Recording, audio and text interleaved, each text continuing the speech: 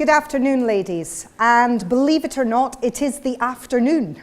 It has moved very swiftly this morning, and suddenly here we are again in the afternoon. Please allow me to reintroduce myself to those of you who I've met already and introduce myself to those of you I have yet to meet. My name is Kath Baxter, and I am a professional voice and impact coach. And I'd like to welcome you to this session, Mastering Vocal Impact, Finding Your Full Voice. So before I jump into the main content of our work today, could I just ask you to please raise your hand if you attended the session that I ran this morning here at the conference? Well, hello again. Hello again. And is there anyone here who attended the sessions that I ran last year at Women in Leadership? Okay, so we've got one individual there, two, okay. And is there anyone here who is absolutely new to working with me? Do raise your... Well, hello. Hello, ladies. So this session, what is it about? Well, last year when I came to Women in Leadership, I was asked to give my top 5 strategies for enhancing verbal delivery. And I was absolutely passionate about ensuring that in attending this session, that you would get value from it, that you would get the exercises, that you could go away and directly impact your current work and practice. And after those sessions that I ran last year, I am a voice coach, and I was asked if there was anything more that one could do in terms of enhancing your message. What could one do specifically with the voice in order to be able to create more impact? So those women who have worked with me this morning in terms of the presenting with impact, you will know that mostly what I did was change what you think about as you communicate. And we changed a little bit of physiology in terms of the use of the body. But after that session, a number of women approached me and said, well, what can I do to make my voice stronger? What can I do to make my voice have more stamina? I work in a male-dominated environment. A lot of my male colleagues use their voices in order to get their message across. How can I become more impactful vocally so that I can get my message across? So that's the purpose of this session today. My specific work as a voice expert in terms of what you can do to be able to add more impact to your voice to find a stronger and more resonant voice. So in terms of this session, what we're going to do is we're going to learn how your voice actually works and how you can create more impact with your voice. And what I'm going to do is, ultimately, as I begin, I'm going to start, just as I did this morning, with an example of what not to do. And that's always interesting. What is not optimal practice in terms of the delivery of this message? But as there are a number of women in this room who have yet to work with me, please allow me to formally introduce myself. My name is Kath Baxter, and I spend a good deal of my time training actors. I work and am head of voice at one of the top 5 drama schools in the country, Mountview. It's arguably the top musical theatre course in the country. If you go to the West End this evening, you're going to see someone who I have trained, and I'm very, very proud of that work. But please let me be clear when I say West End and someone I have trained. I ain't taught them how to sing. There is no singing that's coming out of this voice. The only singing you're going to get from me, ladies, is in the shower. But what my expertise is in the spoken voice. And I train actors every day in order to be able to find flexibility in their instrument. And after I trained at the Royal Central School of Speech and Drama and gained an MA in Voice Studies, I then went into some business coaching as well. And that's where I find myself here today. I have been synthesizing the work that I do in the drama school setting and applying it within a business environment.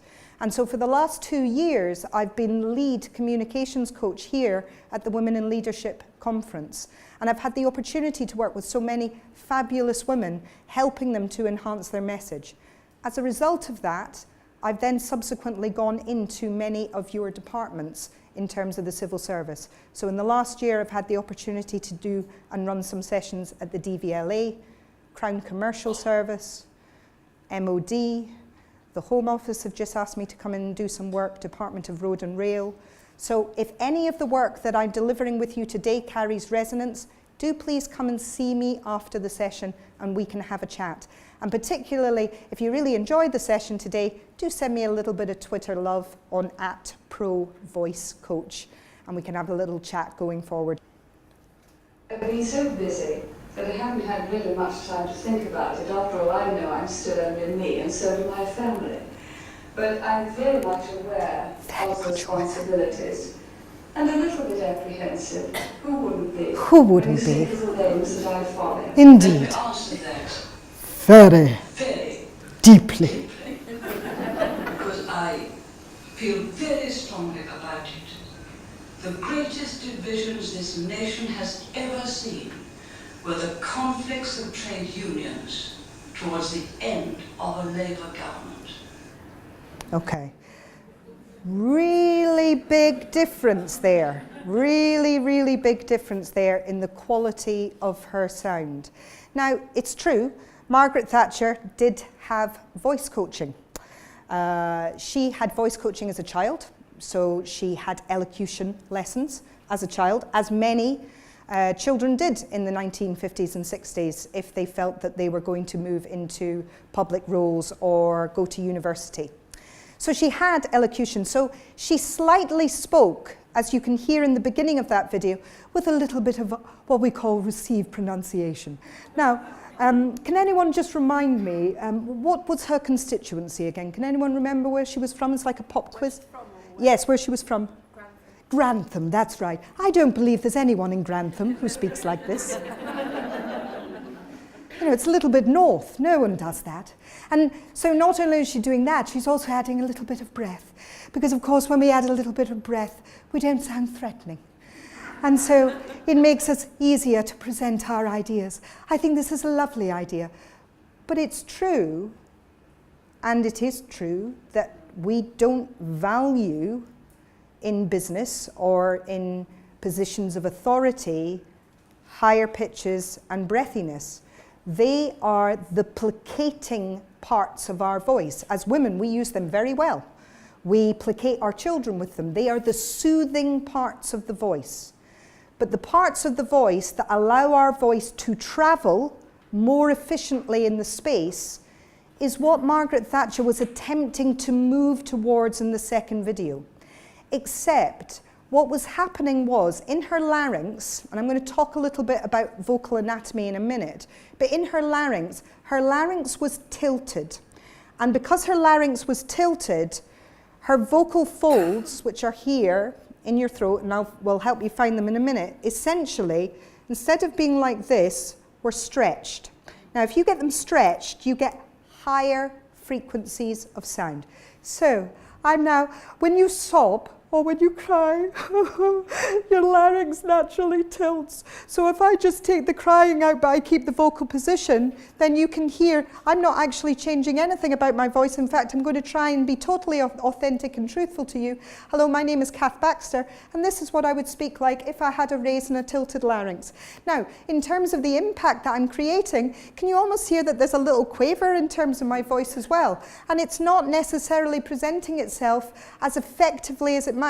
I'm going to try and keep it there. Generally speaking, if I really was to use this voice, then I would probably sound like this. There are many women in Scotland that will present their ideas like this. I've got a nice raised larynx, I've got a tilted energy, it's kind of upbeat, but in terms of the delivery or the effective delivery of the message, where my larynx is currently positioned doesn't necessarily have the gravitas or the weight in terms of delivering the message.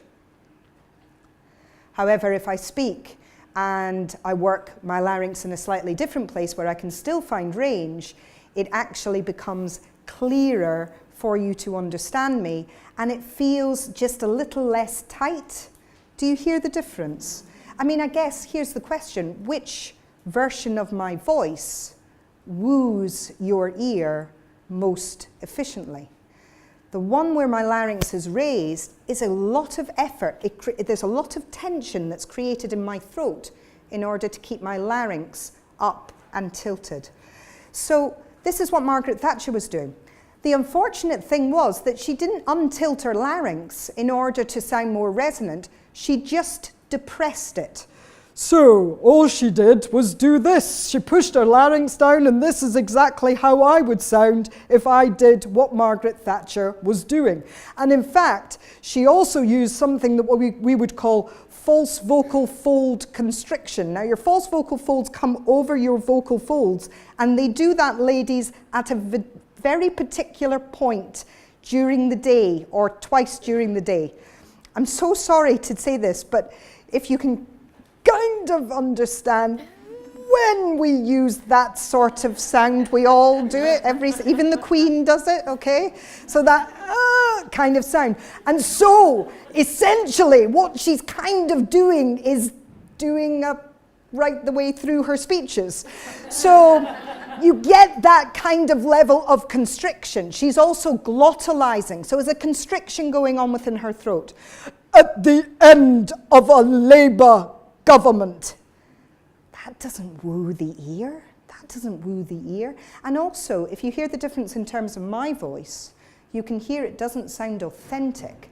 To depress the larynx and to create constriction, which is what she did because the voice coach that she went to see, arguably, in the 1970s, did not have the understanding of vocal anatomy that we had today. There were no stroboscopes.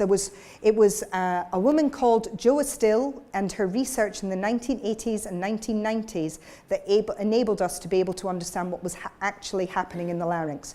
So had Margaret Thatcher gone to a voice coach today, she would have sounded very different, much more truthfully connected to who she was, but she would have been more clear and less aggressive vocally in terms of the delivery of the message. So in terms of a starting point, in terms of this is an example of what we're not going to do. We're not going to do a Thatcher today in terms of the delivery of our message. But in order to be able to understand your voice a little bit more, I'd like to share with you, this is a side split of your head. You can see the lips, we can see the tongue, we can see what's called the epiglottis, and what's here said as the vocal cords. Now, nowadays, we don't call them vocal cords, we call them vocal folds, because they are just merely folds of tissue. And these vocal folds come together. So, what I'd like you to do is I'd like you to find your vocal folds. You're not going to go inside your mouth, but I'm going to ask you to just place your hands just gently here. And if you breathe out silently like this, and again, you will feel nothing at all. Okay, and now what I'd like you to do is to add voice to that sound.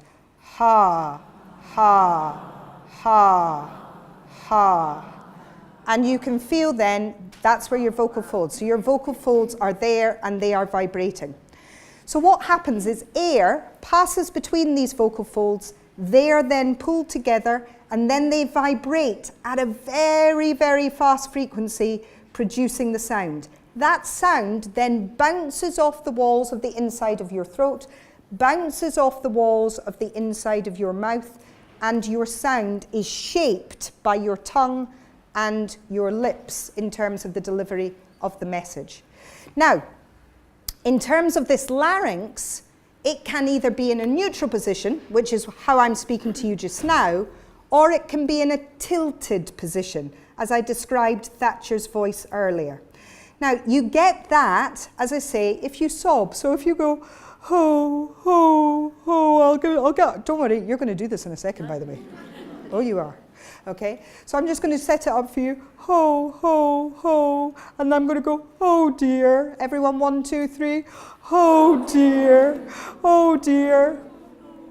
So say that all for me. I'm going to say, oh dear. You're going to repeat it back to me. Oh dear. Oh dear. And again, oh dear. Oh dear. Oh dear, oh dear. Oh dear. Oh dear. And now you've found your thin fold. So that's the thin fold part of the voice. Now we can all speak like that. We use it every day when we speak to the children. Hiya, how you doing? That is your thin fold part of your voice.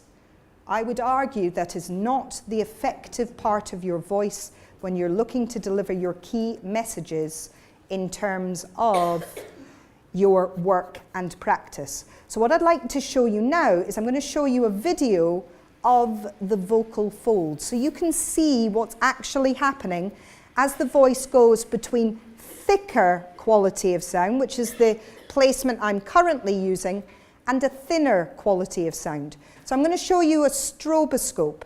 If you don't like what goes on inside of your body revealed in front of your body, you might want to look at the floor as you do this. It's for the most part okay, but if you're a little bit squeamish, you are going to see inside the body for this next video. So we'll see what happens with the vocal folds. Here is a look at some normal young female vocal cords during a stroboscopic exam.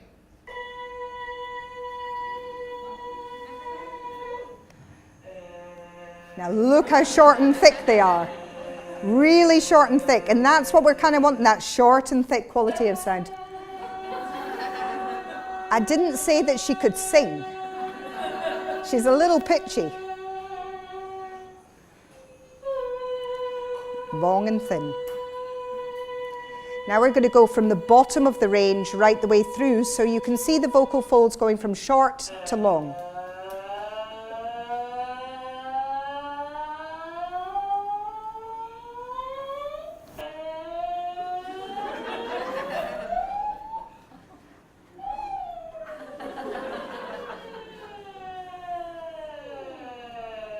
That's the speaking range that she's just moved into. That that is the thicker fold part of the range that essentially we're going to activate in terms of the delivery of your messages. So what we're going to do in terms of this session today is I'm going to show you how it is that you can find a more resonant voice. Simply because in terms of leadership, those are the qualities of sounds that we tend to prefer within leadership roles. I'm not saying any of you need to change your accent, change your intonation, change how you deliver your message, but this will just help you to find more vibrations in your voice.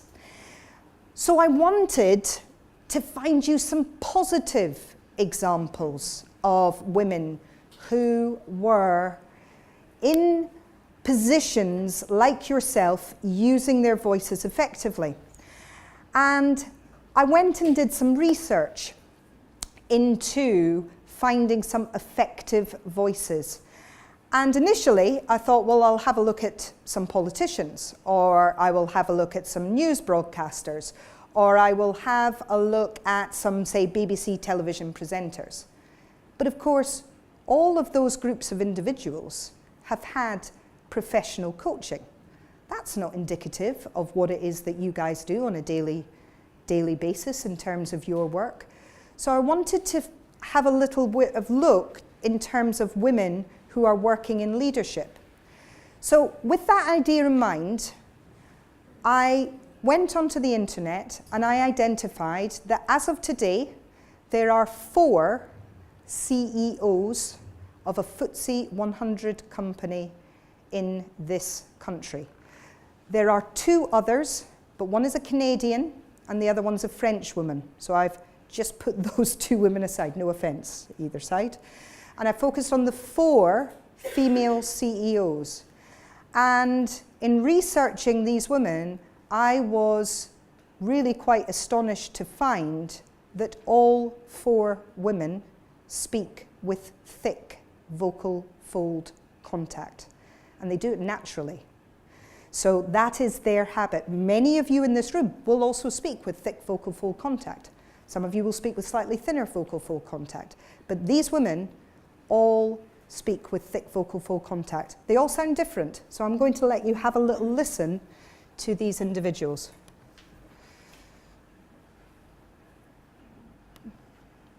So this is Emma Walmsley, and she is the CEO of GSK.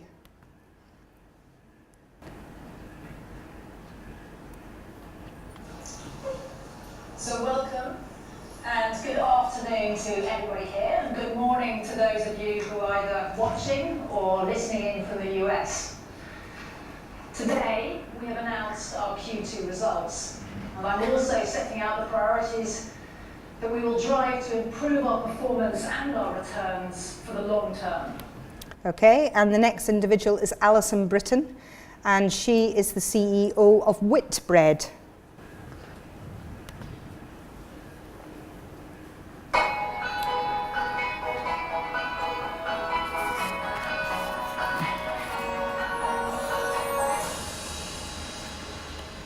Good Together is the name of our corporate responsibility programme, and that's deeply rooted within our business and within our customer heartbeat model. I believe that being a successful company also means being a responsible company, and that means being a force for good in all of the communities in which we operate. And this is Liv Garfield, who is the CEO of Severn Trent Water. So I'm very flattered to have been asked to share a few thoughts with you regarding tree development, and then also begin to give a sense of what I think are some of the critical factors for the next 10, 15, 20 years for the sector in which we work. Now, careers are fascinating moments. Everyone's day can be very different. There's lots of twists and turns, unexpected joys, unexpected moments of toughness. And finally, we're going to have a look at Alison Cooper, who is the CEO of Imperial Tobacco. So you're reporting your full year results for 2014. Have you achieved everything that you set out to do at the beginning of the year? Well, this time last year I was talking about 2014 being about building a stronger portfolio for Imperial, a stronger footprint, and therefore a stronger platform for growth going forward. Okie dokie. So, can you hear that these women are not doing what Thatcher did? They are sounding truthful and authentic to themselves. But in truth, I will tell you that each of those women could further enhance their message. I don't know if you were aware, particularly the women who I was talking to this morning, in terms of what you saw with Emma Walmsley. She's doing a little bit of the old shaky I'm on a ship at the same time. Tiny little things that you can do in order to enhance the message. My voice sounds dramatically different to how it sounded at 7 o'clock this morning. I tweeted that I warmed up. I was warm and ready to come to this session today, because that's exactly what I did, is that every single one of you can find more resonance in your voice, find more vibrations, if you know how to effectively warm up your voice. So what we're going to do first of all is I'm going to identify to you how you can find thick fold contact. So, as I said, this woman, Jo Estill, in the 1980s and 90s did massive research into the larynx. And so she discovered that when you cry, your larynx lifts and tilts, and we get those thinner vocal fold sounds that you heard with Margaret Thatcher. So we get this kind of quality of sound. Hiya, my name's Kath, and now I'm tilting my larynx and I've got a thinner quality of sound. And again, you can ask yourself whether this is something that you would like to listen to for the next 35 minutes. Because of course I can keep my larynx up here if you'd really like me to. Or maybe it's more effective in terms of the delivery of my own message that I stay within thick fold contact. So she also identified a series of sounds that when you make them, they make you move to thick fold contact. So it's how you begin a sound, how the vocal folds come together. And she came up with something called a glottal, a little pop. When you make that sound, you are in thick fold contact. contact. Ah, ah, ah, ah. So you go ah, e, e. And that is a sound very much like this. So we're going to do a little bit of Teletubbies speaking, okay, to help us find our thick fold contact. So the Teletubbies said, uh-oh, eh-oh, e-oh. And I'm going to say that out loud, and I'm going to ask you to call that back to me, okay? So we're going to call and repeat. I'm going to call out loud. You're going to repeat it back. Uh-oh. Uh-oh. Eh-oh. Eh-oh. E-oh. E-oh. Uh-oh. Uh-oh. Eh-oh. Eh-oh. E-oh. E-oh. E-oh. E-oh. I-oh. I-oh. Oh. Very good. Excellent thick fold contact there, ladies, okay? So how does that set you up in terms of the delivery of your message? Well, in terms of the words that you're saying, if your word begins with a vowel sound, you can add to practice, i.e., if thick fold contact isn't your habitual setting, you can practice adding a little glottal. And we're going to, so if you open your speech that I've given, those ladies who didn't come to the session this morning, this is the speech that we were working with. It's just a little bit of text to enable us to practice with. You'll notice that the first word in the text is the word our. That we can add a little glottal on. Our deepest fear is a little glottal on. Not that we are inadequate. We can add a little glottal onto that word as well. So as a little practice, we're going to do the little Teletubby thing again. Uh-oh. Uh-oh. Eh-oh. Eh-oh. E-oh. E-oh. Very good. Now, if there are any of you who are saying to themselves, why was this session intermediate? Why was this not a beta? You know, Catherine described this as an intermediate session. It's mainly to do with the fact that I knew that in this session I was going to ask you to do weird stuff. And if you'd come to see me earlier on, you'd be more prepared in order to be able to do the weird stuff. So we're just doing some weird stuff with our voices and enjoying playing with the sounds. But I will apply it directly to your words going forward. So it's understanding that e-o, e-o, having that little glottal will help you to find thick fold contact. So with the text, I'd like you to all to say our. Our. Deepest fear. Deepest fear. Is not. Is not. That we are inadequate. That we are inadequate. And again, our deepest fear. Our deepest fear is not that we are inadequate. Are inadequate. Very good. And I'm going to ask you to say it all the way through, just thinking about those little glottals. Off you go, just that first sentence. Our deepest fear is not that we are inadequate. Very good. Now if I asked you to, and I'm not going to, trust me, if I asked you to sob your way through, our deepest fear is not that we are inadequate, we can hear there's a dramatic difference in sound. So really what I'm saying is most efficient in terms of vocal delivery is to work with thick fold contact.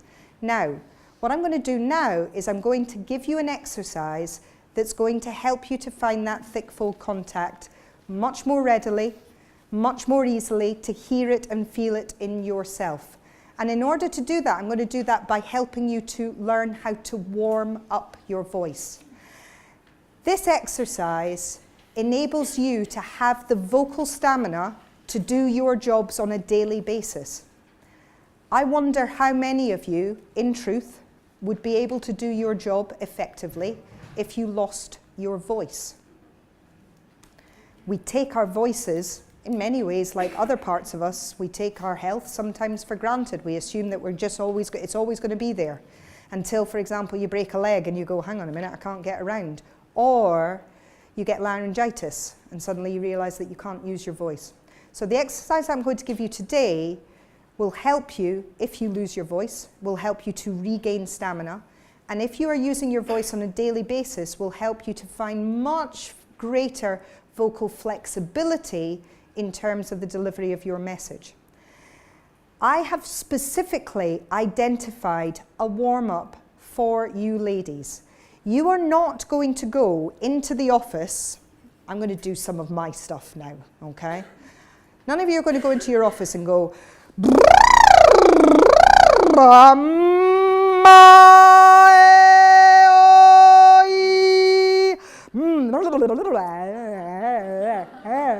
all the stuff that I do every single day.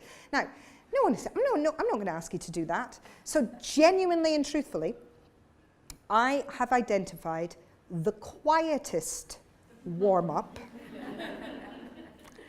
that I can find. This is the truth. This is literally the quietest warm-up that you can do. Obviously, if you did this at home before you go to work, you will find that your voice is ready when you get to work and you're able to do that. You can also do this in a meeting room. When you understand the warm-up, you might say, I might put the blind down.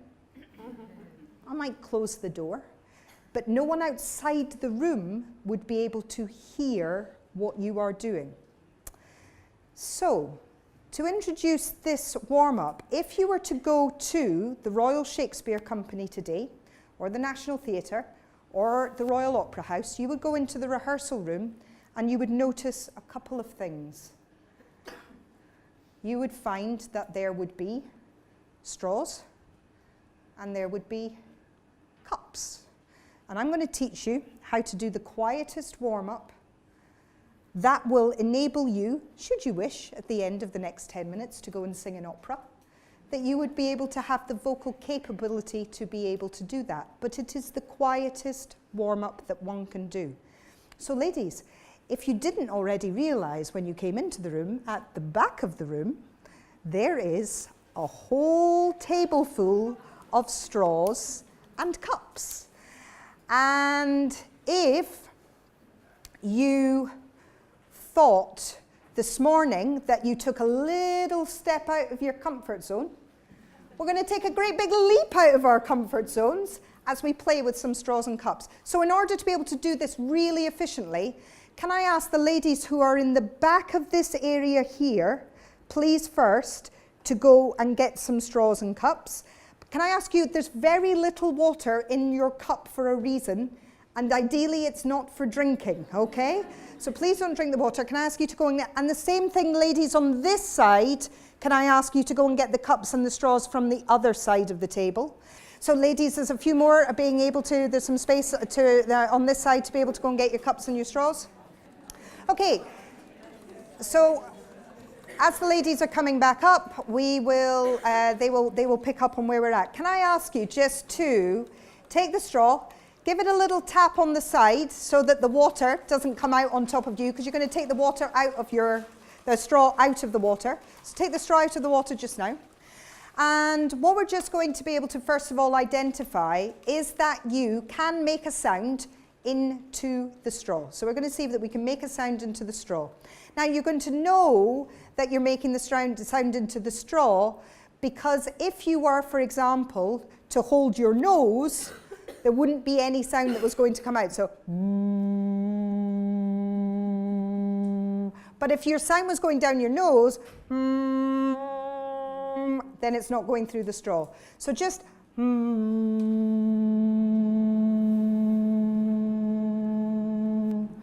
and you should feel that all of the sound is traveling down the straw, okay? Let's just play around with that. Just go up and down a little bit. Very good, okay. One more thing with this is if you keep intoning or phonating into the straw, that's what we would call it, and then you put the straw in the water, then the bubbles should emerge. So that's how we know the air is traveling through the straw. So I'll show you first. And then you get sound and bubbles at the same time. So let's just have a little play with that. Okay, great. So I'll stop you there. So now that we've had that little play, And we know, did everyone get bubbles going? Did everyone get bubbles going? I had one lady at the last Women in Leadership conference that said, I've got no bubbles. And then it was because she was sending it all down her nose and not into the straw. And I said, blow into the straw. Oh, yes, that's right, I've got bubbles. Okay, so let's just get out of the way the one thing that you want to do when you've got a cup, a straw, and some water. And it's the thing that those of you who have got kids immediately do, okay? I am going to give you permission for a minute to just blow bubbles into this cup, right, okay? Now remember, ladies, you're on a work day. You're all getting paid for this. What did I get paid to do today? Blow bubbles into a cup. That sounds like my kind of day out, okay? So, but what I'm asking you to do is to see if you can blow bubbles into the cup without getting what I would call volcanoes. Volcanoes is when the water comes out of the cup. And that means that you're blowing too much air. And actually, you need very little air to make a sound. So we're looking about finding a real consistency of the bubble. So I'm going to demonstrate non-volcanoes and then volcanoes so that you know what it looks like. I am stepping back, okay? So non-volcanoes. Notice I bring the cup and the straw to me as opposed to me going to the cup and the straw, okay?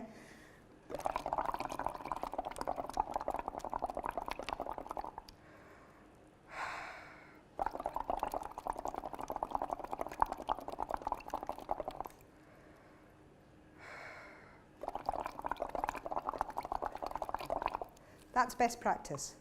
So, I didn't, best practice for blowing bubbles into a cup. Who knew? Who knew? But what I did there was, I didn't blow until I ran out of breath. I stopped, I took a little breath in, and then I actually did a little sigh. I breathed some of the air out before I blew into the cup again. Because if you take a big breath for life in and then you blow into the straw, you're going to get volcanoes. That looks like this. Again, I'm stepping back, ladies.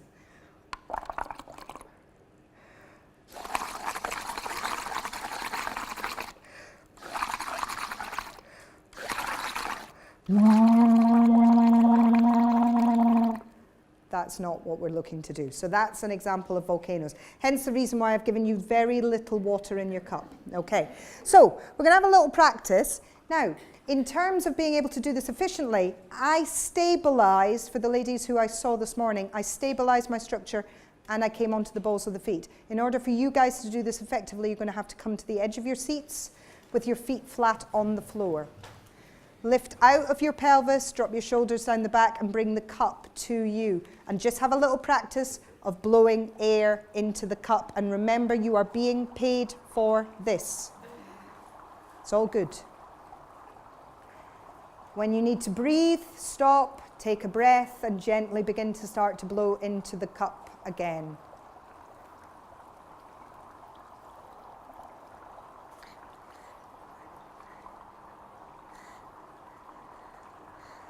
And now remind yourself that you can enjoy yourself and that it's actually quite fun to blow bubbles. It's like, man, I'm blowing bubbles. This is real.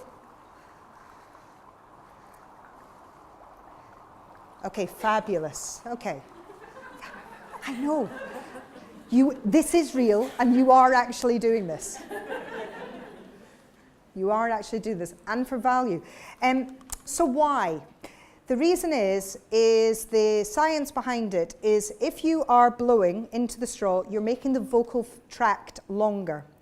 Therefore, you are increasing the pressure that enables to bring the vocal folds together. So you're getting pressure below the vocal folds, but because the space above the vocal folds has become smaller, it brings the vocal folds even more effectively together. So it is the most efficient way for you to make sound with the least amount of effort. And then when you put the straw into the cup, the pressure decreases even further to bring the vocal folds together. So this, and doing and making sound into a cup with water through a straw for 5 minutes, is the most efficient way and the quietest to warm up and give stamina to your voice. So how we're going to do this is, now what you're going to do is you're going to make sound. Now what happens when we start to make sound is sometimes we get more bubbles. We don't want any more bubbles. You've established a nice, easy flow of bubbles. We want exactly the same as we make sound. If you find it easier, make the sound first.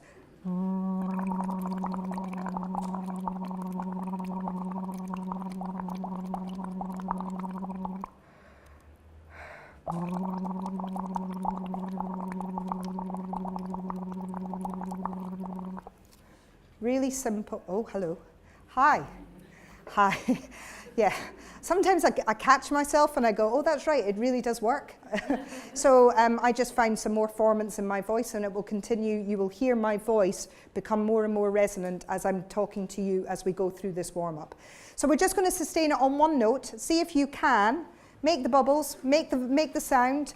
Do it on the edge of the seat so your feet are flat on the floor, so that your abdominals are able to release and to breathe, and off we go. We'll all blow bubbles together with some sound.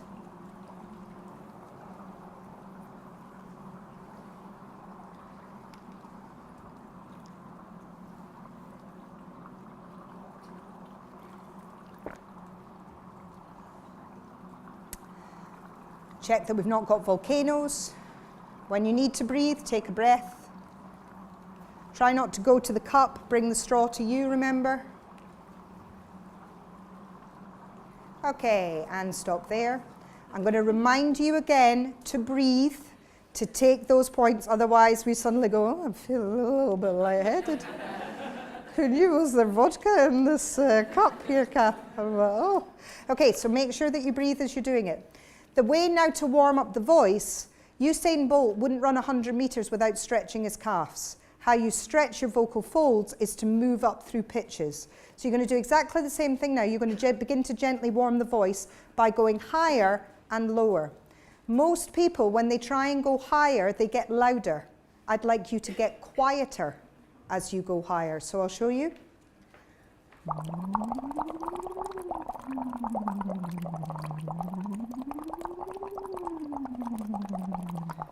If you didn't hear that further back, it sounds like this.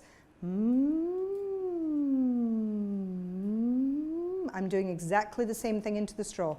So it's like a little police siren, a little happy siren into the straw. Off you go, happy sirens.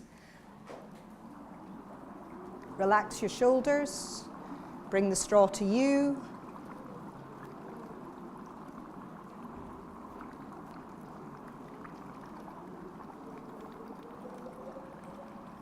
Remember, as you get higher, get quieter.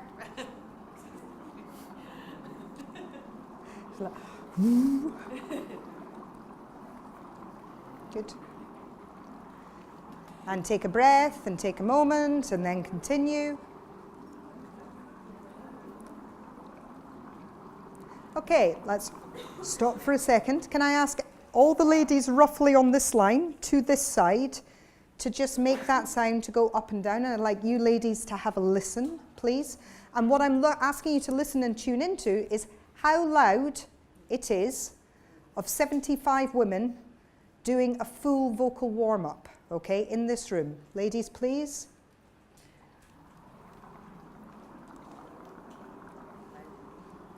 If you're outside this room, you can't hear that. And yet that is a full vocal warm-up that would enable you to professionally use your voice in any scenario that you required it to be used.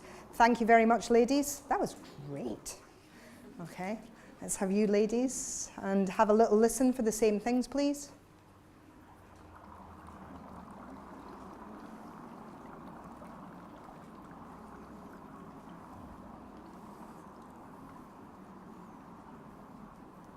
Barely hear it, okay?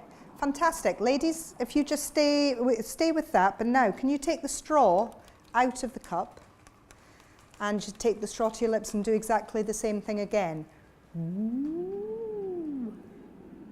So now we take the bubbles away. Okay?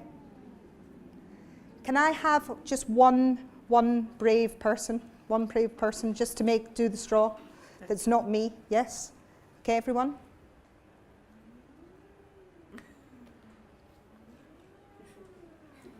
Now, you just gave a tiny bit of volume there for the others. But did we hear that? You can't hear it.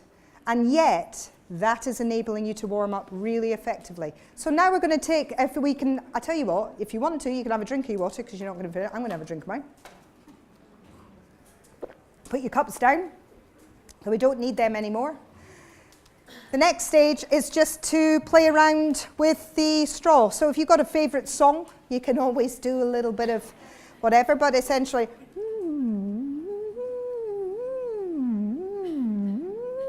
up and down through your range. Remember, as you go higher, please get quieter.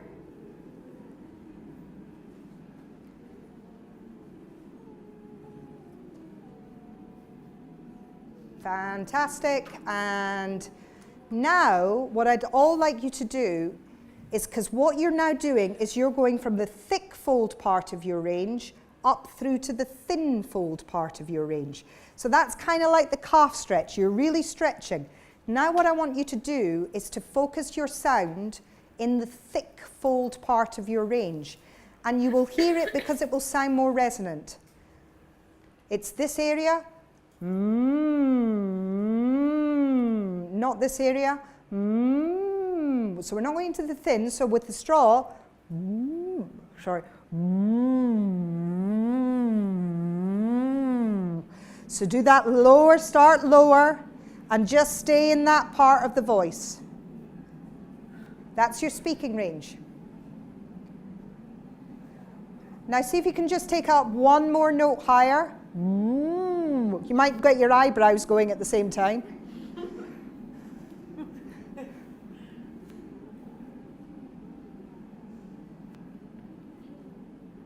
Fantastic. Okay? And now what we're going to do is you're just going to take the straw away and you're just going to make that sound at your lips. It's a bit like a V and a W at the same time. Really bring your lips quite tightly together.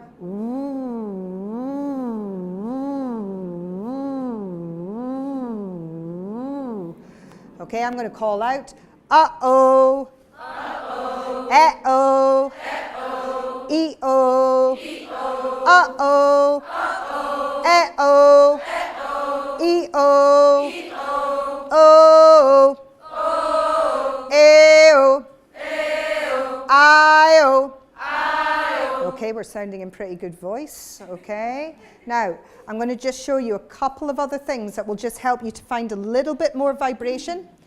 Going to just do a little space making. If I speak to you with a very tight jaw, that's how I sound. Many women do this on a daily basis because they have to deal with life.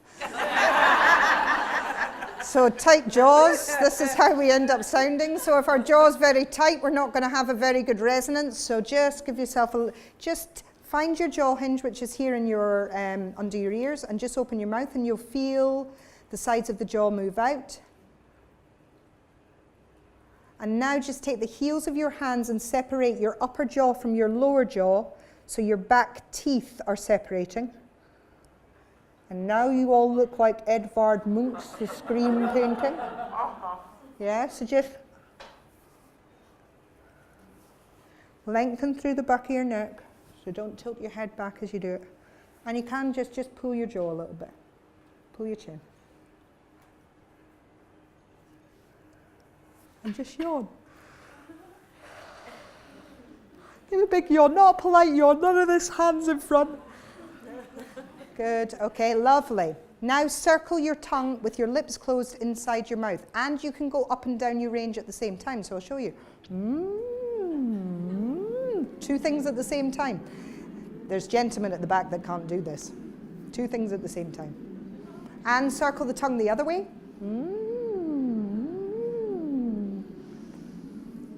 Okay, now we're going to loosen off your lips. Give them a little lick. And now blow through them.